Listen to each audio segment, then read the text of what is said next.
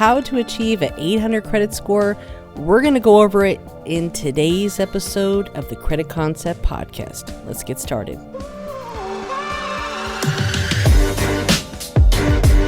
Welcome everyone to the Credit Concept Podcast. I am your host, Credit Coach Nicole Scott, and in today's episode, we're going to be covering how to achieve an 800 credit score. This is going to be your step-by-step guide, okay? So we're going to be covering all of the tips and tricks to get you to the 800s. How do I know this? Because I have helped thousands of people achieve the same results. Yes, it does take time because we're building credit, we're structuring our credit report, and eventually that 800 credit score is to follow, okay? I have been in the credit repair, credit coaching space since 2020. That's when I started my business. So if you are just now learning about me, thank you so much. Please make sure that you have subscribed to my YouTube channel, Credit Coach Nicole Scott. You can also follow me on Instagram at Credit Coach Nicole Scott. Now you might be asking yourself, why would I need an 800 credit score? And why would I want to spend so much money getting one? Well, an 800 credit score does have a lot of buying power, okay? It speaks volumes of your character and your credit. So those two combinations, along with a decent income, can really be life-changing for people. And there are a lot of steps that you will need to take in order to get to an 800 credit score. And sometimes it can take a lot of time. 1 year, 2 years, 3 years, 4 years, 5 years, okay? It took me about 2.5, 3 years to get to an 800 credit score. I got to a 700 pretty quickly. It was like within a year, but that 800, it really takes consistency. That's what that 800 means. It means that you are consistent, okay? And that's what we're going to be going over today because, the credit score really gives people all that they need to know about you. They don't care about nothing else. When you go and apply for credit, apply for an apartment, apply for an auto loan, they don't care what nationality you are. They don't really give a crap what you do for a living. They don't care about none of that. All that they're looking for is that data that is on those reports. That 3-digit number has a lot to do with it, but it's also the data that's on that report. And if that data matches, the number will follow, okay? People can have a strong profile and still have a 750 credit score, okay? 800 credit score comes with a lot more bragging rights. The highest credit score that you can get is an 850. If you wanted to, sure, it's going to happen over time, but you have to make sure that you are hitting all of the data points right on the nail, okay? There is no room for, mishaps, okay? So let's talk about what defines the credit score. There are a number of different categories that we're going to be talking about. The first one is, let's talk about how the credit scores are calculated, whether that's using a FICO credit scoring model or a Vantage. Now, Credit Karma, that's a Vantage 3.0. Experian app, that's FICO. My FICO, that's who I would recommend. That's going to give you all of the different FICO variations because there's a lot of different FICO scoring models. There's also different Vantage scoring models. There's the Vantage 3.0 and there's the Vantage 4.0. Now, the only folks that I have noticed that use Vantage scores to actually approve or deny would be property management companies. Okay, other than that, Vantage scores are completely worthless. Okay, so you want to make sure that you understand what are your FICO credit scores, and there are a number of different FICO variations. So you just want to make sure that in order for you to stay on top of all the different FICO variations, all of your data points are in line and you structure your report accordingly. Okay, you really have to have a lot of self-discipline and you have to have somewhat organization in your life, because you can never have a late payment. Not once. Okay, that will just ruin everything. Late payments cannot happen. Okay, with personal credit, you have a 30-day period where you can catch up on that payment and pay the late fee, and they will not report that late payment to the credit bureaus. You notice when you get a late payment, it says was 30 days late. meaning you were 30 days past the original due date. So business credit, there is no window like that. That's just personal credit. So we're just talking personal credit. In regards to how the credit scores are calculated, honestly, it's 6 categories. The first category is going to be the most important, and that is on-time payments. You cannot have late payments, okay? You cannot have any late payments. I want you to take away something from this podcast, and that is you can never afford to have a late payment. Why? Because that late payment could haunt you for the next 7 years, okay? And guess what? It's not worth it, okay? Even if you have to borrow money, do not get a late payment on any credit account that is reporting to your credit. If your rent does not report to your credit, be late on your rent before you are with a credit card bill or some other type of credit bill, because you cannot recover from that. It is so hard these days to get late payments corrected. It's damn near impossible. So that's why you just need to avoid it. And if you do get one late payment, it's going to drop your credit score over 100 points. Now, the score range when it comes to the FICO 3-digit number that represents the amount of risk that a prospective borrower poses to a lender, that score range is from 300 to 850. 850 is the highest. So we're trying to be right next to excellent. Okay, I mean, this is 800 credit score is literally probably the highest score that, you know, most people see. Okay, a lot of people don't see an 850 credit score, so 800 is going to be impressive to a lot of lenders. Okay, on-time payments, that's absolute number one. You have to make sure that your bills are paid on time. Number 2 is the credit card utilization. If you have maxed out credit cards, that is a huge problem. But guess what? Your credit card utilization can be fixed. Late payments are less likely to be fixed, okay?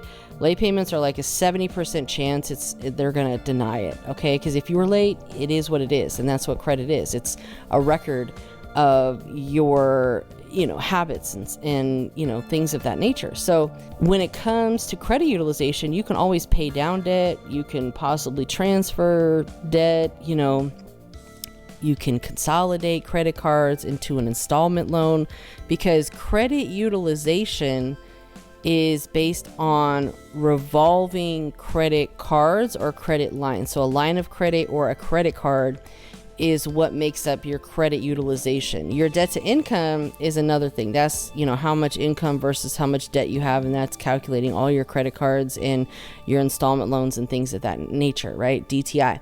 But, you know, a lot of times the DTI is not, your credit score is not affected by your DTI. That's just a whole nother, you know, realm of things. But in regards to making up these data points, you want, of course, 1, on-time payments. 2, credit utilization needs to be very low. Like, the highest that you should ever have your credit card utilization reported to the credit bureaus, you have to just understand the statement date, because not the due date. The due date and the statement date are 2 different dates.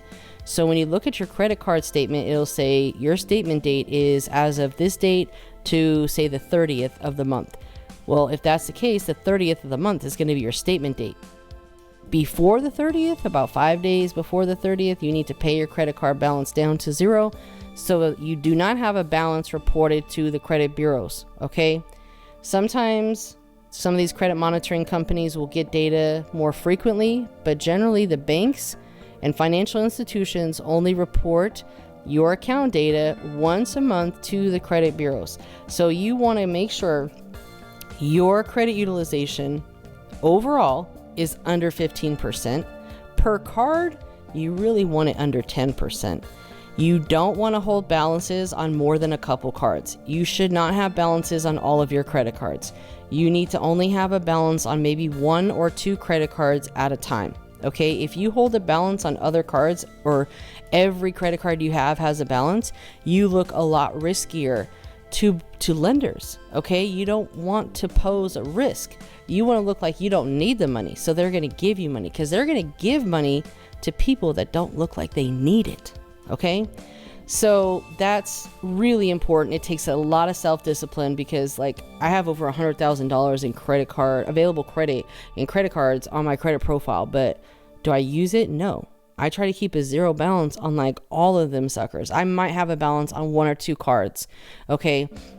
If there were some big expenses that came up from like the business or something like that, maybe I will use a card on my personal side. But that's what business credit cards are for. Really, you need to put that on the business side and hold the debt on the business side so it doesn't affect your personal credit. But once in a while, you know, you'll need to do something, and that's why it's good to have high limit credit cards on the personal side. So when you do have to put an expense for a couple thousand or whatever it is, it doesn't affect your credit utilization as drastically if you were to have a lower limit credit card. If you don't have high limits, ask your bank for a credit limit increase. Okay, if you've been with them for a while, ask them for a credit line increase. Ask them every 3 to 6 months for a credit line increase, okay? Because you want to grow those limits so it doesn't affect you as far as the utilization as much, because you're going to have more available credit. But be self-disciplined. Don't spend what you don't have unless it's an emergency. Clothes, shopping, malls, things that come in boxes and bags, in brown bags, those are not necessarily like must.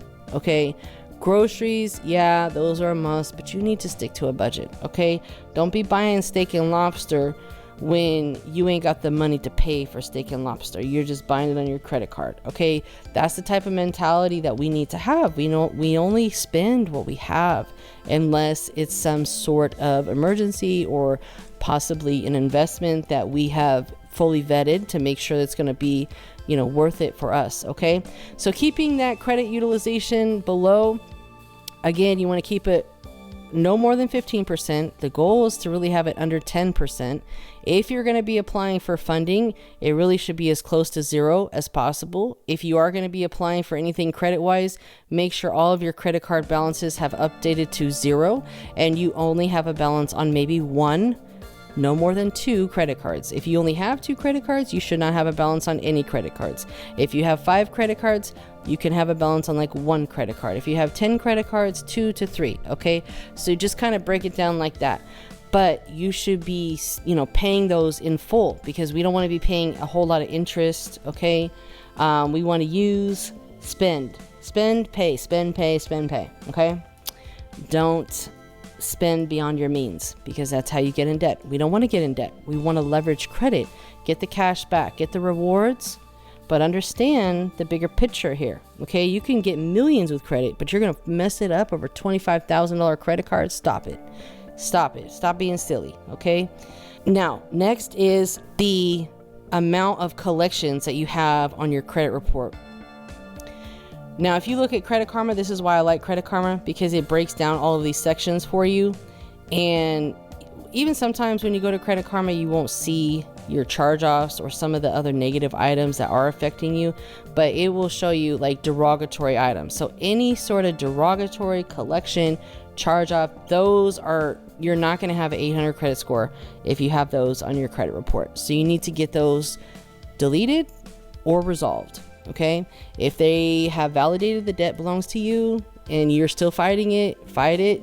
And then at some point you're going to need to say, well, it's my debt and I just got to pony up to it, so I'm just going to settle it. Okay, that's part of adulting. It's part of fixing your credit. Okay, we got to get our past behind us, because it's just going to keep on, you know, messing things up. If you have any open derogatory collections, charge-offs, bankruptcies, anything that would be affecting you in a negative way. And those are all the things. So when you look at your credit report, look for the word derogatory, look for the word charge-off, look for the word collection. Those are all trigger words that we cannot have on our credit report if we want to have an 800 credit score. We need to get those off. And sometimes if the debt is not going to go away because it's a charge off with the original bank, you might have to settle it with that original bank. So if you messed up with Chase, Bank of America, Navy Federal, any of these major banks, and they're still reporting that you owe them money as a charge off on your credit report, and you know that that debt belongs to you, listen, listen, okay? You are better off settling that debt. Okay, I hate to be the bearer of bad news, but I'm gonna keep it real with you, because if you knew better, you do better. And that's exactly what I'm here to tell you guys. Sometimes you gotta pony up and pay it. Stop trying to run from your debt. Okay, yes, shit happens. I've messed up, but I'm willing to make right by it, because even players fuck up, right? The old saying, players fuck up too. But guess what? We're getting too old for this stuff. We ain't got time for no games. So it's time to get serious, get dedicated, so we can teach our children how to have perfect credit and not make the same mistakes that we made. Hard times are always going to come, but you need to take your credit serious, because this is long term. It's not going to go away. Credit has been around for over 100 years. This is what this entire United States has been built on, is credit. Okay, it's not monetary value, but it's unlimited. Okay, so just keep that in your mind. Next is, the history on your accounts. So, if you're looking for an 800 credit score, you're going to need to have at least 2 years worth of history on all your accounts with perfect payment history. And again, that goes back to on-time payments. They need to make sure that over this 2-year period of time, you have not had any late payments. Okay, that's when you're going to start seeing you turn the corner. You cannot have no late payments. So payment history, the amount of history that you have on your credit profile, that is going to be a factor as well. That's about 15% of your credit score. You can add history by adding, authorized user accounts, but not always what you need, right? Sometimes you just need time. And, trade lines are great to help boost that number up, to help you give you larger limits and, boost your credit up. But ultimately, getting an 800 credit score is just going to take time. They need to see your habits. They need to make sure that you pay your bills on time. That's the most important right there, is just paying your bills on time. Okay. Next is, you need to have a good mixture of accounts. You can't just have all credit cards. You can't just have all installment loans. You need to have a little bit of everything to show, no matter what type of credit account it is, guess what? I can manage it, because I'm the 𝓕𝓞𝐼, right?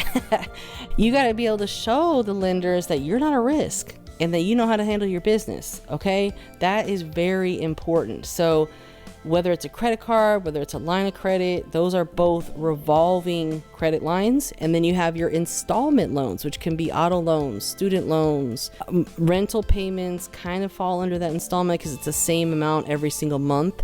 But sometimes with way that some of these rental companies report, it goes under other, but that's a source of installment. But auto loans, student loans, any sort of personal loan that you have taken out, any loan where you pay the same amount every single month is an installment until that balance is paid in full. Make sure you have your student loans in check. You have called your student loan servicer. Student loans have resumed. Student loan payments have resumed as of October 2023. Student loan payments are now resuming. They do not report late until you are 90 days late. So please call your student loan service provider and ask to be put onto the ramp up program. Keep those student loans. We don't want to get rid of them. They are probably the longest standing trade lines that you have, providing you with a substantial amount of history onto your credit, as long as all of the payments have been made on time. But I'll tell you what, out of all the companies, the student loan companies are most likely to correct a late payment if you write them a goodwill adjustment letter. So back to the subject at hand, we want to have, a nice mixture of accounts. So what does that mixture look like? Well, if you want to have a really strong credit profile, you really need to have between 6 to 10 personal credit cards. They need to have, limits, higher limits, at least, 2,500 plus. You need to really be asking for your credit line increases to grow your limits over time. So that's why you spend, pay. And, if you want to pay weekly, pay weekly. Pay every time you get paid. Just make sure that you're paying often, because that's going to help you also, build your relationship with the bank and the credit card company, so they will feel more comfortable extending a higher credit line or limit to you. And, so 6 to 10 credit cards on the personal side, and then For installment loans, I don't like that many open, but you still need to have some on your credit profile. You need to have 2 to 4. If you have a car payment and a student loan payment, you're good. You don't really need any more. If you're looking to do like a pledge loan, which is also considered an installment loan, you can do that.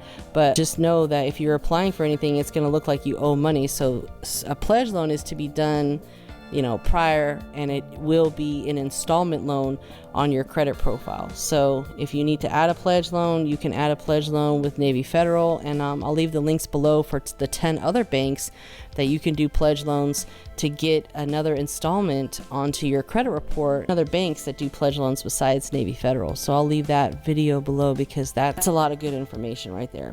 So yeah, you need a good mixture of accounts. And then the last data point is going to be the amount of new credit that you have acquired in the last 24 months. So as a lot of you may know, like Chase, they have the 524 rule. If you have 5 new accounts in the last 24 months, they ain't fucking with you, okay? But on the business side, you could probably get through with a business banker. So that's why you don't want to apply for too much too quickly.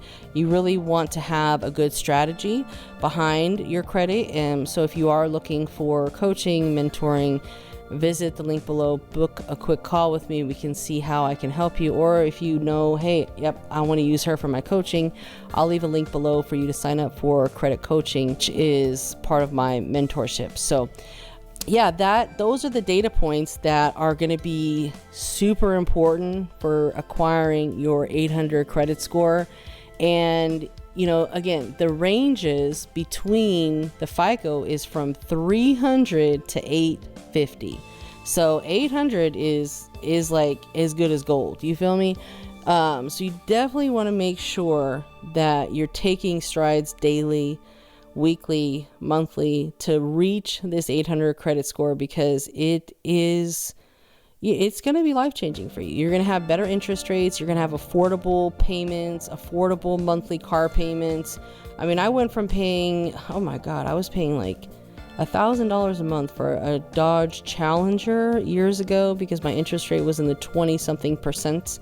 And it's not affordable. So of course people are going to be late in default because they don't have affordable payments. But you know, you just got to take your time. It doesn't happen overnight. So, you know, you want to make sure that you are taking this serious, because the higher of a credit score you have, the lower interest rates are going to be. And now the interest rates are kind of higher, you know. So if you're looking to buy a car, looking to buy a home, you are going to get a much better interest rate with a higher credit score and a profile versus someone that has a 680 credit score. Would you qualify with the 680? Probably, but is it going to be worth it? Are you going to be able to afford it? Probably not. Okay. And it's unfortunate too, because a lot of people don't understand that part, like the interest rates and how they play into your payments. But, you know, do your research and make sure you understand when you get approved for something, what is your interest rate? What is that interest rate going to cost you? Like, what is your payment going towards? Like, how much of your payment is going towards principal? How much of your payment is going towards interest? If $400, $500 of your payment is going towards interest on a car, that's a problem, okay? Because you're never going to pay down that car. And nowadays, they're giving people like 84-month term loans, so it's just dragging the process out. So you really want to make sure that you're taking advantage of the lower interest rate, better loan terms. Just like when I got approved, all I heard was the word approved. That's all I heard. You're approved. Oh my God, I know I got shitty credit. How in the world did they approve me? I'll take it. Even though the payment's like freaking $800 a month. And then with insurance, that's like $1,000 a month. Nobody can afford that. It's crazy. But you know, when we hear the word approved, sometimes that's all we need to hear. I'm good. I got it. Whew. But it's not a celebration. It's really, you know, a setup. It's really a setup. So, because you're not going to be able to afford these payments long term. You know, there's no wiggle room. If something comes up, if there's, you know, mechanic work, tires, or anything happens extra, there is no wiggle room. When you have kids, you know, you got to have some wiggle room. Okay. So let's talk about checking your credit scores. I want to just really reiterate the importance of checking your credit scores regularly, I recommend the MyFICO app. If you have not signed up for the MyFICO app, I'm going to leave a link below for you to sign up for the MyFICO app. This is going to get you your true FICO scores. You can look at, the mortgage FICO scores. This is what you're going to get approved for if you're going up towards a mortgage, because they vary. And unfortunately, the mortgage FICOs are usually like a FICO 2 or a FICO 5, and they're always going to be significantly lower than like a FICO 8 or a FICO 9. Generally, a lot of the banks for like credit cards and loan products are usually using a FICO 8 or a FICO 9 scoring model, but there's also different auto loan scoring models for the FICO, credit card scoring models for FICO. So there's a lot of options for FICO, and it really taught me a lot when I got the app, because you really get to check in your credit scores like daily, and it becomes addicting, and you want to do everything you can to get that number higher.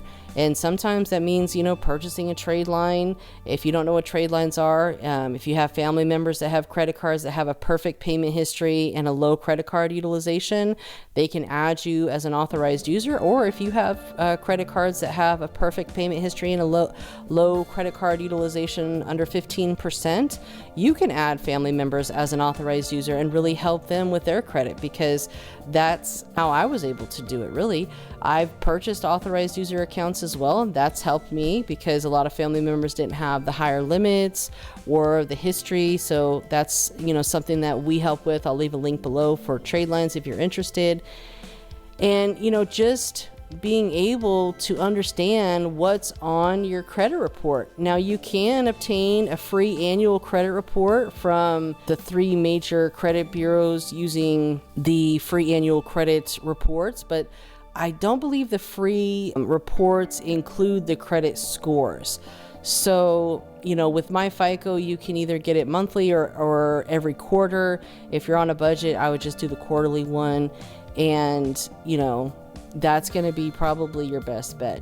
You can also use Experian. That's a FICO as well. But the thing about Experian is that it's not side by side, and I like the 3 bureau reports because they're side by side. You can also use My Score IQ. That's a FICO 8. It's by the makers of Identity IQ, and that's a 3 bureau report. So it's very detailed side by side. I love the 3 bureau reports because you can literally compare the data, and that's how you fix your credit, because you could just print it out, highlight all the inconsistent information, inaccurate information, wrong information, outdated information, and dispute all of those items with the credit bureau that is reporting it. Okay, make sure you get everything cleaned up. Start with your personal information, clean up your name, addresses, employers. You want one name, you want one address. Use that same name variation and same address variation on all credit applications. Okay, and the next thing that we want to do is we want to discuss all of the strategies to achieve an 800 credit score. Now, I know that a lot of people think, oh my God, it's so hard. Honestly, the biggest strategy that you are going to have to overcome is time. I know in this day and age, we are used to microwavable meals. We want things fast, quick, in a hurry. But unfortunately, credit is old. It has been around for over 100 years, and there's nothing fast about it. So that's something that a lot of people have struggled with. Okay, so we just want to understand, you have to be dedicated. It takes time. It can take years. Okay, but as long as you pay your bills on time, you keep your credit cards low, and you diversify your credit portfolio, then you're good. You want to make sure that you keep your overall credit card utilization for revolving accounts, so this is credit lines and credit cards, under a 10% if possible. No more than 15%. 15%, you're pushing it, okay? If you are going over 15% credit card utilization, that's a little too high, okay? So we want to keep our credit card utilization preferably below 10%. If you need to add more available credit to your profile to, boost your utilization down, ask your bank for a credit line increase. Okay, so you can add more available credit to your credit profile. Ask every 3 to 6 months. Okay. Now, we talked a little bit about how you can dispute the inaccuracy information on your credit reports, but again, you can literally print out your credit report, highlight the errors, highlight all the inconsistent or inaccurate information from the name to the address. If you have any sort of fraud alert on your credit report, get that off. But make sure everything is cleaned up. Okay, clean up all that. If you need help, we can book a coaching call and we can walk through it, and I can provide guidance for you, because a lot of people just don't understand it because it's new to them. But once we walk through it and you see it and you start understanding it, it becomes a lot more achievable, believe me. Okay, so you can dispute the information directly with the credit bureau that's reporting it, whether that's Equifax, Experian, or TransUnion. You should also freeze all of the third-party data reporting agencies like LexisNexis, SageStream, Innovis. I have a whole list of third-party data furnishing companies that's inside of my credit repair course, and you should just freeze, opt out of all of those data agencies. Okay, you don't need to freeze check systems or early warning because they're for banking, and you won't be able to open up bank accounts if you do. If you do have anything on early warning or check systems, you need to clear that up because you won't be able to get a bank account until you do. So let's talk about the long-term credit building. So again, getting an 800 credit score is going to really count on you building a long credit history of making on-time payments. Okay, you have to understand they want to see at least a 24-month period of time for you to make everything paid on time. Generally, when someone pulls your credit, they're looking at the last 24 months. Now, FICO 10's coming out. That's going to allow people to look at the last 4 years, 48 months. So now is the time to really get serious about making sure everything is paid on time and maintaining an excellent credit score so you can live an excellent lifestyle, because credit is a lifestyle. Let's just be honest. Now, some of the most frequently asked questions that I get are, is a trade line going to give me an 800 credit score? Now, I don't know because I haven't looked at your profile. Every credit profile is different. Every DNA on a credit profile is different. So it's really just going to depend. And one trade line is not going to get you an 800 credit score. It might get you a 700, might get you a 750, but it's probably not going to get you an 800 credit score. So you really have to focus on building primary accounts that are in your name, that you are responsible for paying. If you need a primary trade line, do a bunch of pledge loans and pay them on time. You can do them, in 3 or 4 at a time, and just really focus on that building, and you're not going to be able to apply for anything while they're active, but during the building phase, you want to build, take a break, and then build. So there's strategy behind everything. And again, like I said, you really don't want to have more than 2 open installment loans at a time, especially if you plan on buying a home or applying for business credit, starting a business. And, if you do need coaching as far as guidance on managing your credit during a home buying process, during starting a business, or any sort of life event that you're going through, reach out, because I'm here to help you guys. I've been through it myself, and I can share my experience along with my clients' experience. I've helped thousands of people do this, so this is not new to me. Although I've only been in this particular credit space at this time for the last 4 years. I was doing credit before this, but I kind of wasn't serious about it. At that time, it was so easy to get stuff off your credit. You could literally just send letters to the credit bureaus. You didn't have to know too much about it. So but that was a different time. It's a different time these days. It's not that easy anymore, and it's getting harder and harder to run from your debt. So, you cannot afford to make bad decisions. You cannot afford to mess up. You cannot afford to spend money that you don't have to max out a $25,000 credit card and then think that you're just going to run from your debt. No, stop. That's the wrong mindset to have. If you want to be successful long term, you need to show that you are a credible person. Credible people do not think that they can just run off on the plug for a $25,000 credit card. That's stupid. That is fucking stupid. So, you know, one of the people that commented on my latest video, which is the credit stacking video, oh my God, I can't believe this is how you get into an ungodly amount of debt. Look, I'm not a fucking babysitter, okay? And if I were, I'd be telling you motherfuckers, don't fuck it up, okay? Don't fuck it up. But unfortunately, people do. And there's nothing that I can do about that. But I'm trying to teach you guys the right way for long-term success. Unfortunately, people do go through demise. But what you have to understand is you cannot run from your debt. Okay? If it's yours, pony up to it. You're going to have to pay it. It's part of the process. Okay? But you know what you got to do to make it happen. You cannot ever get any late payments. Again, you're not going to get a late payment if you're 5 days past the due date, if you're 10 days past the due date, if you're 15 days past the due date. You will get a late payment once you are 30 days past the due date. So you have a 30-day cushion, really a 29-day cushion to make right with the bank and pay your payment, your minimum payment, plus any late fees associated. Oftentimes they can waive the late fees if you ask them, but you need to communicate with them, okay? Don't just think I'm going through a rough time, I'm just going to hide underneath this rug until everything clears over. No, it doesn't work like that. We are in the real world. We are adults. We need to be responsible. It is hard. Adulting is hard, okay? But guess what? We have to do it. And we have to teach our children the right way to utilize credit, because a lot of people misconcept credit. They think that they can get away with a whole bunch of crap. And no, we're not here for that. Okay. We're here to do things the right way.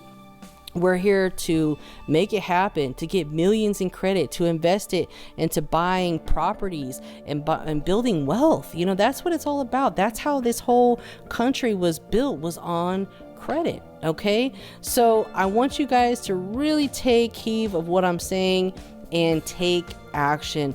You know, do some pledge loans, build up your credit profile, pay off some debts, be, you know, more frugal, get a budget together, stop overspending, cancel your DoorDash, cancel your Uber Eats. Hey, if you can't afford to take Uber anymore, you better get to biking or find an electric bike, because it's just too expensive. We really have to cut costs so we can pay down our debt, because at the end of the day, you're not making enough money. So it might be good for you to start a side hustle, to get another job. Sometimes you have to work. You have to put in that work. Start a credit repair business. You know, there's a million ways to make $1 million out there. But one thing that's not going to get you money is sitting around being lazy, having a bunch of fucking ideas that you don't take action on. Okay. So I want you guys to take action. Get some goals together. The new year is coming, guys. We got to be ready. So again, thank you so much for tuning in today. My name is Credit Coach Nicole Scott. This is the Credit Concept Podcast. I want you guys to promote my podcast, share my podcast on your Facebook, share it on Instagram, share it with your friends, share it with your Rolodex, okay? Send out a text message blast like, you got to listen to this lady. She keeps it all the way 100, because if you knew better, you would do better. Follow me. Make sure you are subscribed. Give me a thumbs up. Credit Coach Nicole Scott on YouTube, on Instagram. And if you have any subjects that you want me to cover, or any people that you want me to bring on, if you are interested in coming on, you can apply to come on to the Concept Podcast. You do need to book a call with me, a mini call, if you are interested in coming on the podcast. Now, remember, you always want to make sure that you have documented the process, guys. Put all your due dates, statement dates in your calendar. Be responsible. Again, thank you so much for tuning in today, and make sure to watch all of the episodes in the Credit Concept Podcast coming up next.